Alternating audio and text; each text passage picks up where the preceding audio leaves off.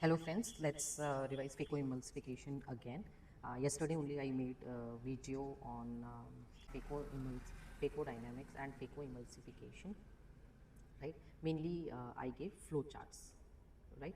Today we are going to discuss a little more about each and every point so that you know what to write under each heading. If you have not seen my that video flowchart on phaco, please go and watch it so that you are clear about the points to be written under each heading. Okay, so first we talked about the phaco machine, remember? So it divided into console, foot pedal and handpiece. So regarding the console, because it takes care of phaco power delivery system, it has the irrigation and aspiration system and display panel to know what are your settings. Now there is a foot pedal. We discussed that there are 4 positions. There is 0, 1, 2, 3. 0 is resting. थोड़ा सा जैसे आप उसको press करोगे that is irrigation mode. इसमें कोई gradient नहीं होता है. This is important for viva. मतलब क्या है इसका कि ग्रेडियंट नहीं है. इसका मतलब है कि जब आपने फुट पेडल को एक बार प्रेस कर दिया, ठीक है, तो यहाँ पे ऐसा नहीं होगा कि यहाँ पे कम इरिगेशन है, यहाँ पे ज़्यादा है, यहाँ पे और ज़्यादा है. यहाँ पे सेम इरिगेशन रहेगा. बट अगर मैं आई मोड पे जाऊँ विच इज़ पोजीशन 2, तो इसमें क्या होगा कि जैसे जैसे मैं नीचे जाती जाऊँगी आपका ग्रेडियंट इंक्रीज होता जाएगा. Okay, so it will keep on increasing. So the gradient keeps on increasing. This is important for viva. And then last step is IAP, which is irrigation, aspiration and phaco. तीनों ही रहते हैं. यहाँ पे भी आपका gradient accordingly increase होता है. तो अगर मुझे aspiration कम करना है तो मैं foot pedal थोड़ा सा less press करूँगी, और phaco कम करने के लिए उसको हम यहाँ पे अगर हम इसको छोड़ देंगे में हम ये सारे एडजस्टमेंट भी कर सकते हैं, ठीक है ना. उसमें वो साइड में भी पैनल्स होते हैं, तो फुट पैडल से हम काफ़ी सारी चीज़ें एडजस्ट कर सकते हैं, ठीक है. Next comes hand piece. ठीक, ये देखो, ये मैंने डायग्राम बना के दिखाया है कि दिस इज़ पोजीशन 0, ये इरिगेशन वाला हो गया, this is irrigation aspiration and this is it. तो जैसे जैसे आप पैडल को नीचे दबाते जाओगे अकॉर्डिंगली आपकी पोजीशंस होती जाएंगी. सो ये पोजीशन तो बाकी टाइम रहती है. ये कौन सा पोजीशन है? This is I mode. जब मैं कॉर्टेक्स रिमूव कर रही हूँ, सिर्फ इरिगेशन एस्पिरेशन मोड है, इसमें फेको पावर तो कुछ नहीं होगी, ठीक है. तो यहाँ पे इरिगेशन रहेगा, जितना मुझे पानी चाहिए यहाँ पे आ जाएगा. बट जैसे जैसे जैसे मैं नीचे जाती जाऊँगी आपका ग्रेडियंट इंक्रीज होता जाएगा, तो यहाँ पे फुल एस्पिरेशन और इरिगेशन रहेगा. ओके, ठीक है. नाउ नेक्स्ट हमने डिस्कस किया था हैंड पीस, किया था. इसको मैंने डिवाइड किया था phaco hand piece and I A hand piece में. Then I A hand piece को हमने डिवाइड किया था बाई मैनुअल एंड कोएक्सियल में, right. So this phaco hand piece has 2 things, irrigation aspiration, और क्योंकि हमें पावर वो भी इसी में होती है. सो आप देखोगे, सो दिस इज़ इरिगेशन के लिए पोर्ट है, ये एस्पिरेशन के लिए है, और ये कंसोल मतलब वो मशीन आके इसमें जुड़ते हैं. अब जब मशीन आके इसमें जुड़ेगी तो जो भी इलेक्ट्रिकल एनर्जी होगी ये यहाँ पे आगे जाके इसे मैकेनिकल एनर्जी में कन्वर्ट कर देता है ना. और यहाँ पे क्या होते हैं, ऐसे पीजो इलेक्ट्रिक क्रिस्टल्स होते हैं जो इस चीज़ का कन्वर्शन करते हैं. ओके, और ये चीज़ आगे फीको टिप में जाती है और वही आगे जाके न्यूक्लियोट में करती है, right. So this is clear. So हमने then we discussed about phaco tips. Phaco tips में आपने मेनली याद रखना है कि जैसे ये मेरा हैंड पीस हो गया प्रॉपर, ठीक है. इस हैंड पीस की आगे एक फेको टिप लगाते हैं, और इससे जो हीट एनर्जी रिलीज़ होती है उसको कंट्रोल करने के लिए हम एक फेको स्लीव यूज़ करते हैं. वो सिलिकन की होगी, देखिए होगी ना आपने, ब्लू कलर की या ग्रे कलर की चढ़ा के रखते हैं. यहाँ पे ऐसे पोर्ट्स होते हैं जो यहाँ से जो पानी आ रहा है वो इधर से निकलता है. तो irrigation fluid comes out through 2 ports which are 180 degree apart. एक आगे है एक पीछे है, ठीक है. It cools down this hand piece and it also maintains AC formation. Obviously पानी दे रहा है तो AC फॉर्मेशन मेंटेन रहेगा. ओके, हमने पढ़ा था कि 3 इंपॉर्टेंट टिप्स हैं, standard, Kelman and bent tip. Now this standard phaco tip क्या होगी? स्ट्रेट टिप होती है, 19 गेज की होती है, देयर आर सर्टेन डायमीटर्स. अब ये साइज़ इंपॉर्टेंट है, 0 degree, 30 degree most commonly use किया जाता है. सपोज अब जैसे 0 डिग्री है, ये 0 डिग्री है, तो ये क्या कर पाएगा? ये किसी भी न्यूक्लियर मेटल को पकड़ तो अच्छे से पाएगा, बट कटिंग पावर अच्छी नहीं होगी क्योंकि टेढ़ी नहीं है.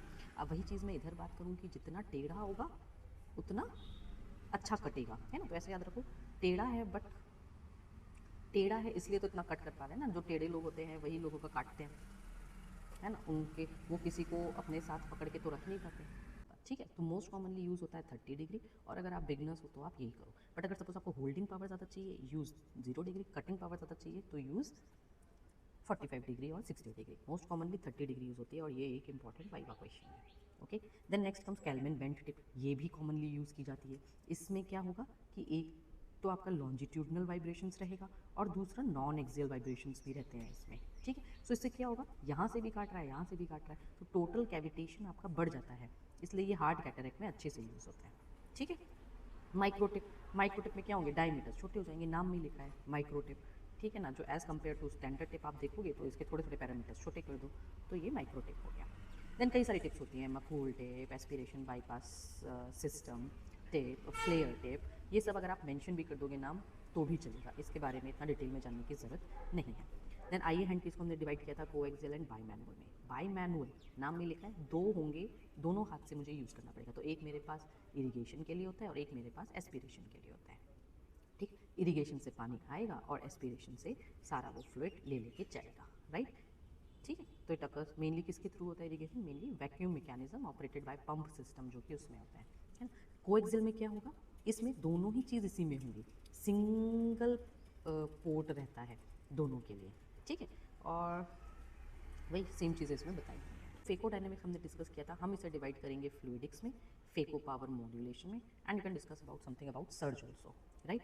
तो व्हाट इज़ फेको डायनेमिक्स, इसी सब चीज़ों को पढ़ना जो हमने अभी तक पढ़ा, phaco machine, phaco power delivery, irrigation aspiration, इनका रिलेशनशिप, सर्ज, ये सब फेको डायनेमिक्स है।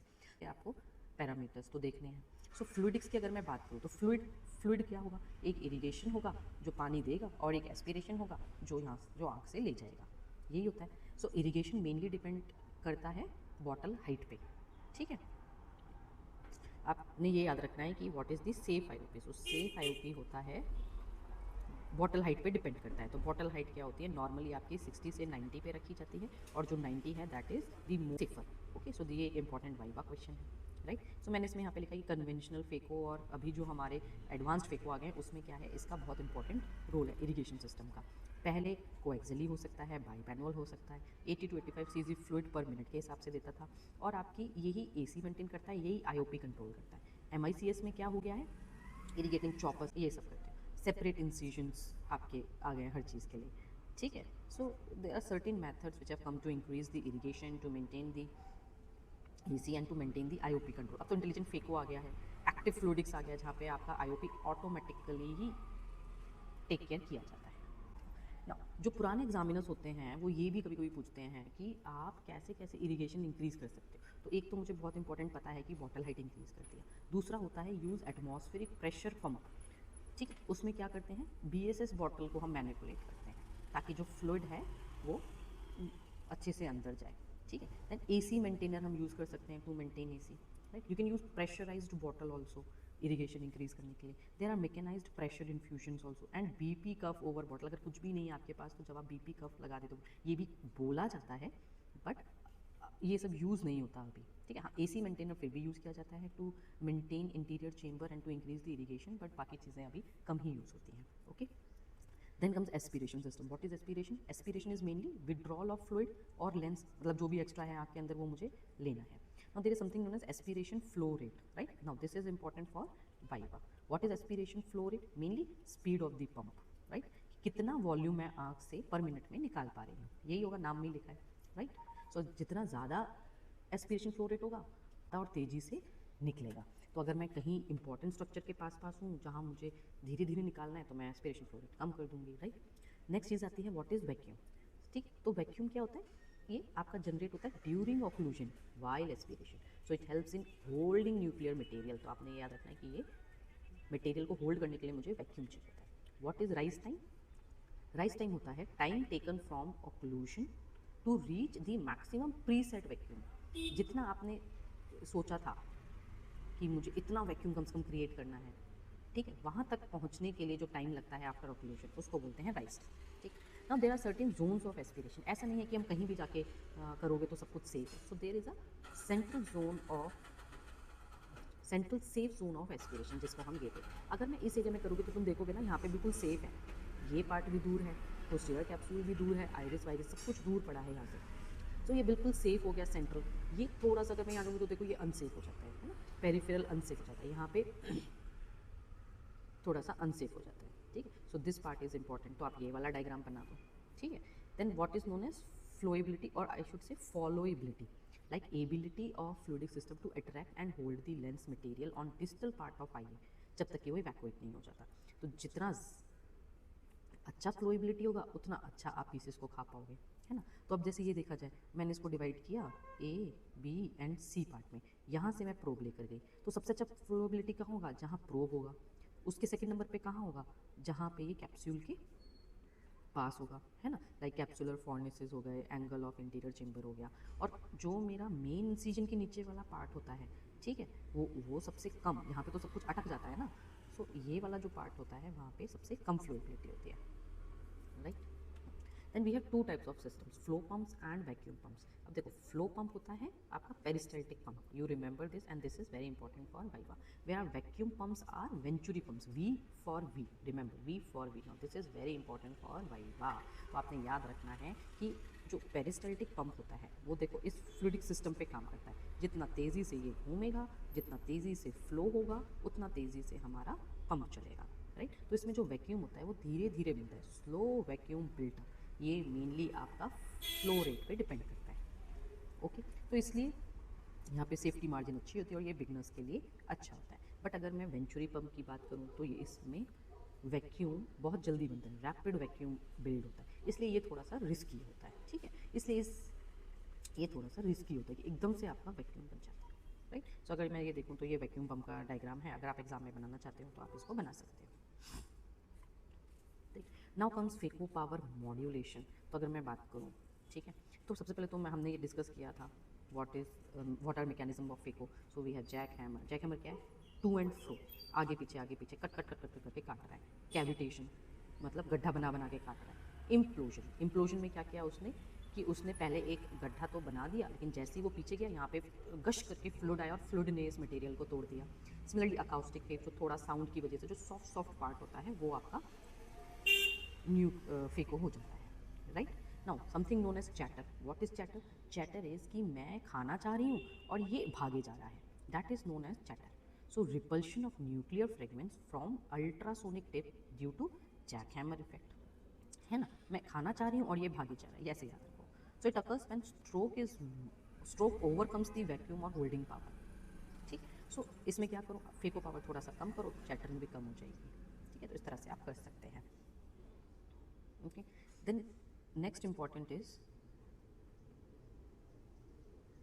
so next important parts are modes of Feco power. Now this is important, there are 4 types: continuous mode, pulse mode, burst mode and hyper pulse mode, ठीक है। continuous mode में क्या है, constant delivery चल रही है phaco की, ठीक है। अब चाहे तुम इसे पैनल मोड बना लो, चाहे सर्जन मोड बना लो, उसमें कोई वो नहीं। सो देर इज अब अगर मुझे